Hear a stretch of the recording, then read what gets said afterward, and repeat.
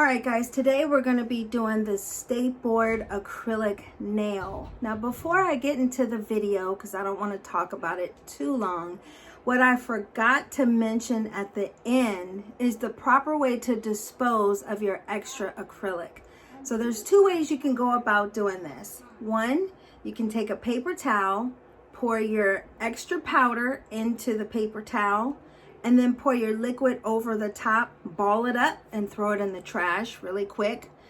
Or you can take your acrylic liquid and pour it into the dapping dish where your powder is, and you can take an orange wood stick and form it into an acrylic bead. Now honestly, my only concern with that is the twilight zone. Meaning, once you pour it in there, it turns into a mush goulash type thing, and then it's hard for you to form it into a bead, and you're already nervous. So honestly, my honest opinion is you probably should pour the powder on a paper towel, liquid on top real fast, throw it up, ball it up and throw it away. But I have to let you know all the ways possible, and then it's really up to you to decide. So we're going to get started with this video. I hope you guys enjoy and you learn. God bless you guys, and thank you so much for watching my videos, for liking my videos, and watching them all the way to the end. Or should I go? Thank you guys. And welcome to the Stateboard Acrylic Nails. Hey guys. Why am I talking that way? I don't know. I'm being goofy. Okay, so on the table setup,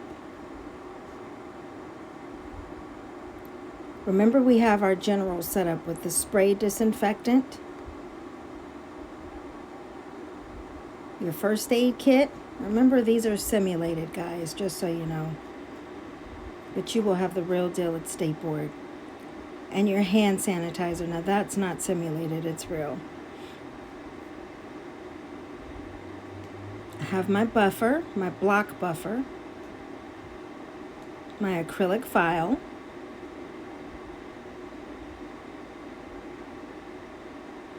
my odorless liquid, which that's a whole nother story.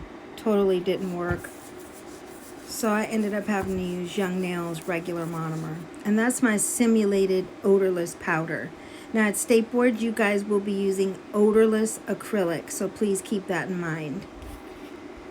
I have my nail dehydrant, which says nail prep. And then I have my nail primer.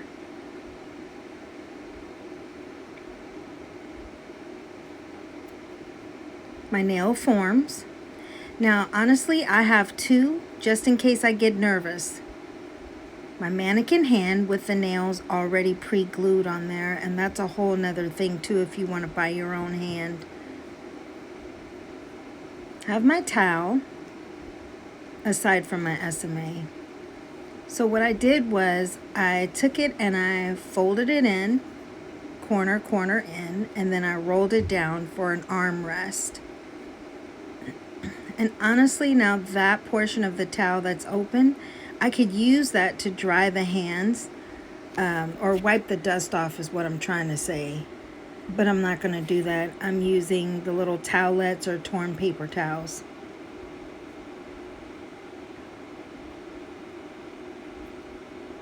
If I could get this hand straight. So I could use that, but I'm not going to. My acrylic brush, my towelettes or torn paper towels, and then I have my dapping dishes. I have powder and I have the liquid inside already, but you would not do that ahead of time. You would pour it in there just before you're getting ready to apply it to the nails. And I'm telling you guys not to have any excess powder on your dapping dish. Have it as clean as possible. So we're going to get started.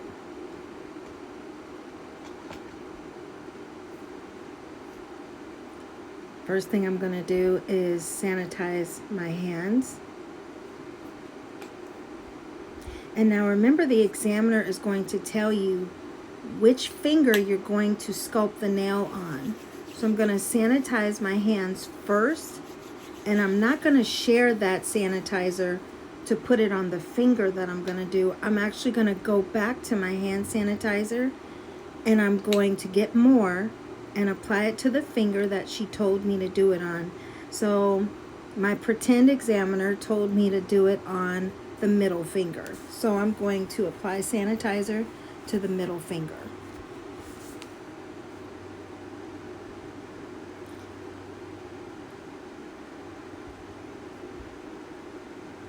Yeah, I'm just telling you, I'm going to be doing it on the middle finger. This voiceover is hard, man.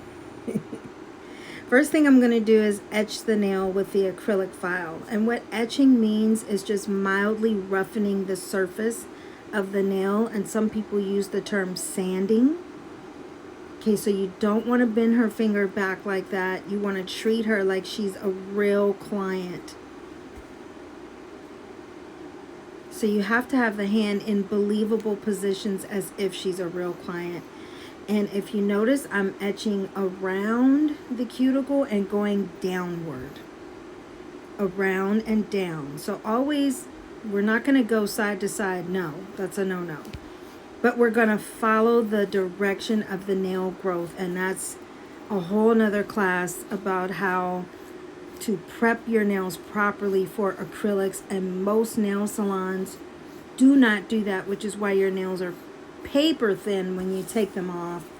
And that's a whole nother class as well, how to take them off properly. But let's focus on Stateboard. I really had a hard time trying to get this camera to be positioned where you guys could see clearly. One thing about me is I take Stateboard extremely serious, so I'm very uptight when it comes to that. I'm a perfectionist. I'm going to wipe the dust off with a towelette, and I would take that and throw it in my trash. So I took it and put it in my simulated trash. Put my glasses on because I was having a hard time seeing.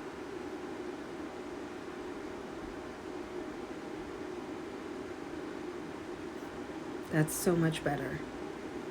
And I'm going to sanitize my hands because I reached into a case and I grabbed something out. Excuse me.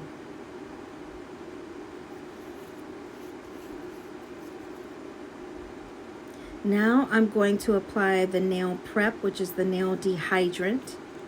And this is prior to putting the form on. So far I've etched the nail, wiped the dust off. Now I'm applying nail dehydrant.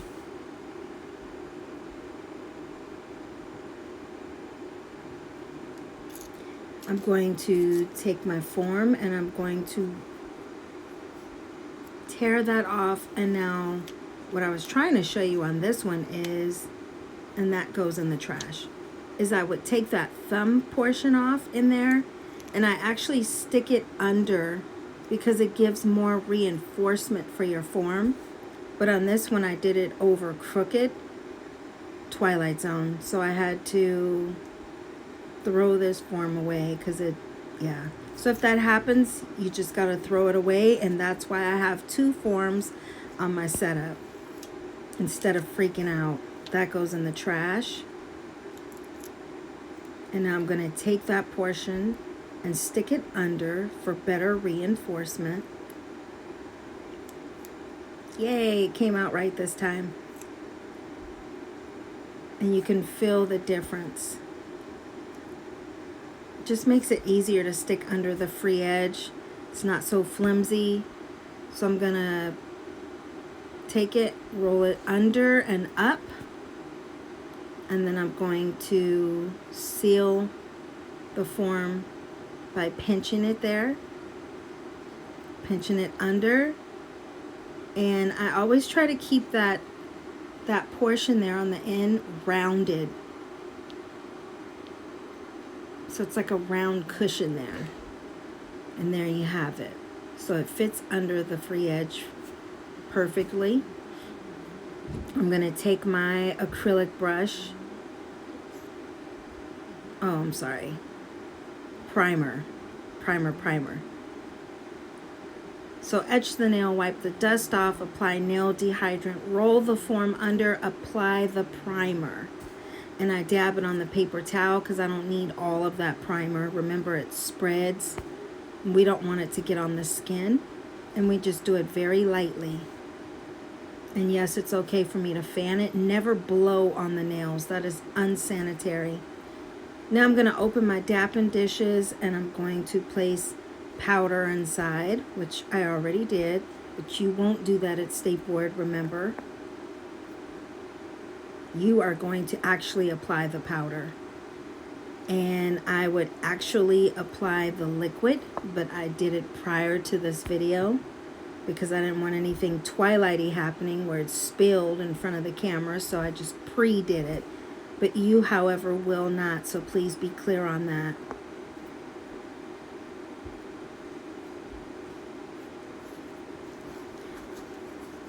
One thing I want to tell you guys about odorless acrylic is it's a little different than regular acrylic.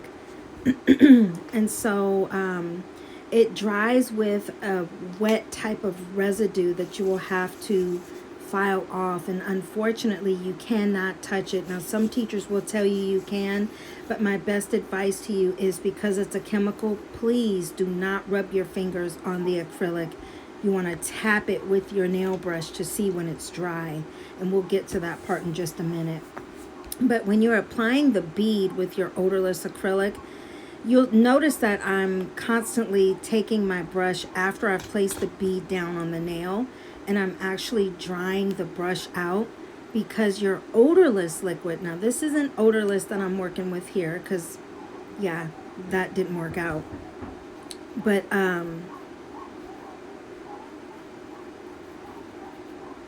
you have to dry your brush out before you pat it, because the liquid is so watery. And maybe I'll make a video about that, just kind of explaining a little more about odorless acrylic. But I think I did mention that in my acrylics setup video.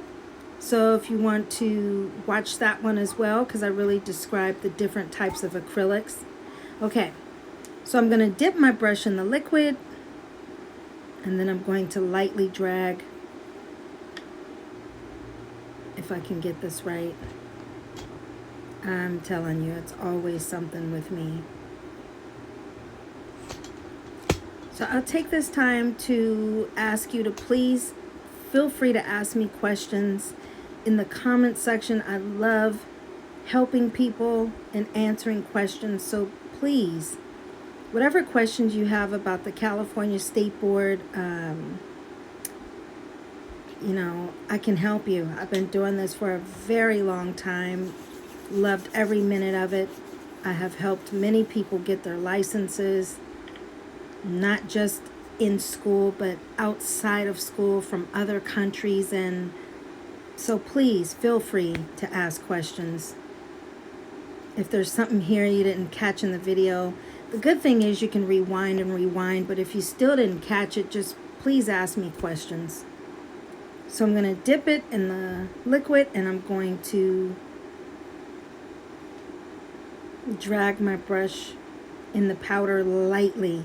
You never want to take your brush and dive it into the powder, because it will ruin your brush.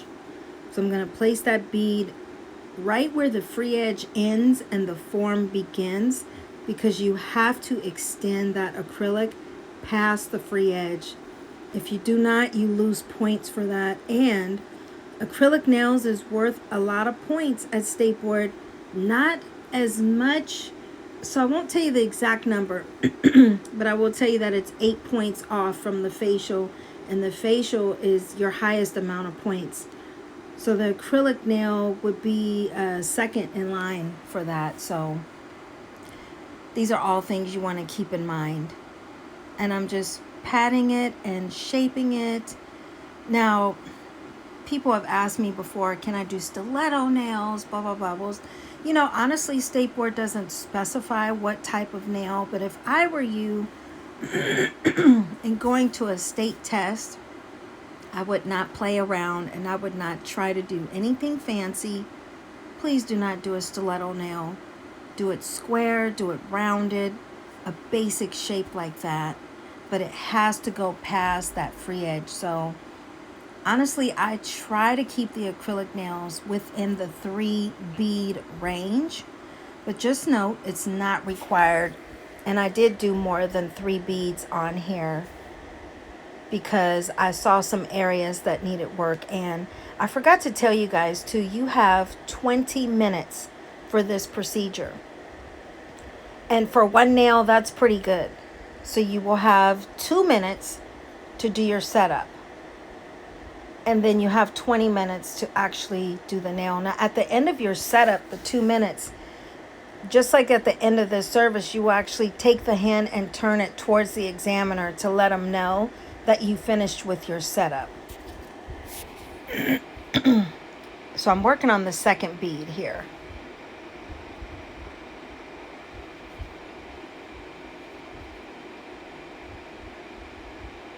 And I'm patting it. And I think there's a part on here where I was showing you guys, you never want to, and I'm just lightly swiping from the free edge up to the middle. I don't know what's going on with my voice here. This is ridiculous. Excuse me, I'm so sorry. Now I'm showing you here, you never want to take your brush and double dip in the monomer and smash down on your acrylic. Don't do that. There's a ratio. It's 1 to 1, meaning when you dip your brush in the liquid and you drag on the powder, you wouldn't re-dip into the liquid, 1, because it can get on that client's skin, and 2, it's watering down your acrylic. So Stateboard wise, you never want to do that. You lose points for that.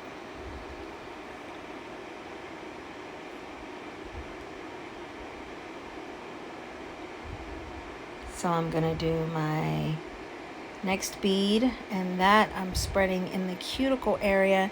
And as you can see, I'm kind of angling her hand in a downward way so that the acrylic doesn't level itself back towards the cuticle and go under the cuticle. I want it to come downward, and I'm going to lightly swipe that bead over the 2 beads that I've done in the middle and on the free edge, or past the free edge, I'm sorry.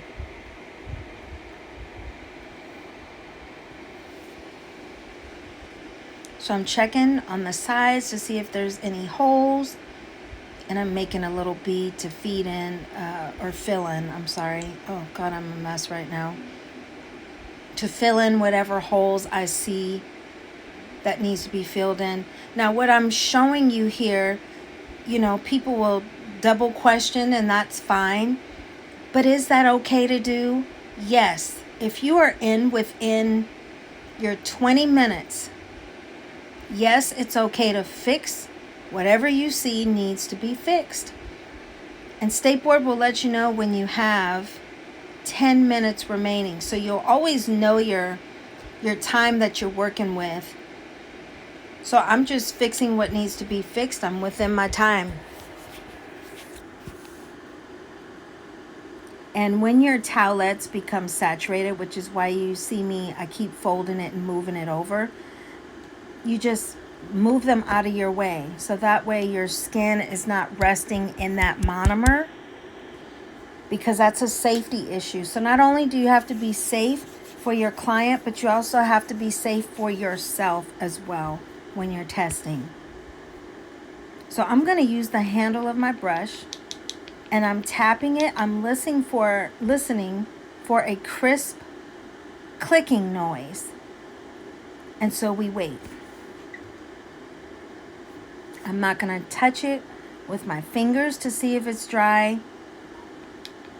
I'm always going to use that handle of my brush, or an orange wood stick, honestly, if you have that in your kit, or if you brought one in your kit, you can use that as well. But the handle of your brush is acceptable. That you never want to do, because it's a safety issue. And not only that, odorless acrylic will always feel damp, because it has that wet residue that you have to file off. So you want to listen to the clicking noise so you won't be fooled, and you'll waste all your time when you're testing, and you'll freak out because you'll think your nail isn't dry. So I've taken the form off, and now I'm going to file and shape. And remember, when I'm filing on acrylic, I don't have to file in the direction of nail growth because I'm filing on acrylic. However, I want to be mindful that I'm not scratching up her skin or her fingers. All right, guys, so I finished filing, and I still have dust on there. And it's not my greatest, but it's not my worst either. My worst was actually my Stateboard nail. So I'm gonna use a, yeah, it was the worst. I'm gonna use this to wipe off the dust, which is a TPT, or torn paper towel. I'm not going to use my fingers because remember, this is a chemical and this can be harmful to your skin, so it's for your own safety. But also, when you're doing real acrylic nails, you can get your oils back into the acrylic. So after I've filed, now I'm going to buff. And now it's okay for me to buff this way on top of acrylic because it's not her natural nail, right? And so you're just buffing to smooth. Now I'm going to be honest with you. If this was truly my Stateboard nail, I believe I would pass because I don't have any on her skin. Her skin is not all scratched up from my filing, but it's a little off balance on this side. And so what they're looking for is they're looking for the balance of the curve going this way, the balance of your curve coming side to side, making sure it's not on the skin, making sure that the skin is not all white and scratched up when you wipe the dust off. So all those things come into play when you're getting graded for your Stateboard test. And also making sure that that acrylic goes past the free edge. So I think I'm pretty much done. I'm going to use a TPT. I also could use this towel here, but I've just chosen not to. I'm in the habit of TPTs. Make sure there's no dust here on any of her fingers. I'm going to treat her like she's a real client. And that's my final. I really hope you guys can see that. So see how it goes past the free edge. You can kind of see it in there, I hope. And you're done. There's no polishing, nothing. You're just going to take the hand and you're going to face it towards the examiner when you're done. That's it, guys. More to come.